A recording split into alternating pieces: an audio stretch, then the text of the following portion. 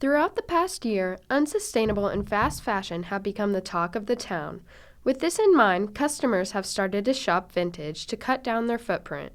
What I do like about vintage clothing in the sense of this is it goes into that whole idea of reduce, reuse, recycle, right? But maybe the first step is refuse. Some of the biggest issues with fast fashion and unsustainable clothing are I feel like that's kind of just like the fact that it isn't sustainable and it is like It's meant to be worn once. It's meant to be yeah. like worn once for a picture or like for that one outfit and then either like thrown away, whatever. Yeah, and even if those pieces are donated, like they're not meant to last long. Like we have clothing in here that's been around for like 40, 50, 60 years.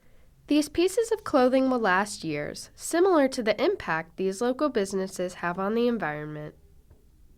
So we use secondhand merch to print on, to sell, so none of the shirts are the same. They're all thrifted and different. The only similarity is our logo that's on the back of them.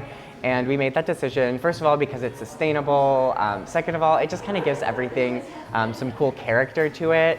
And it really kind of reflects just everything that we're about. And while as a small local business, our impact may be a drop in the bucket, at least we're not doing the wrong thing, we're working in the right direction. So we just think it's important to do what we can. You can have a variety of pieces to shop that have been like ethically sourced by like a small team of people who care about the clothing, care about the environment, and you're able to participate in just like a way more sustainable version of shopping. And you're able to, we have like a curated selection of items that we've already like done all that work for you. Even though I started it as a hobby, it's actually more than that because the impacts of it are great for our community as well as myself.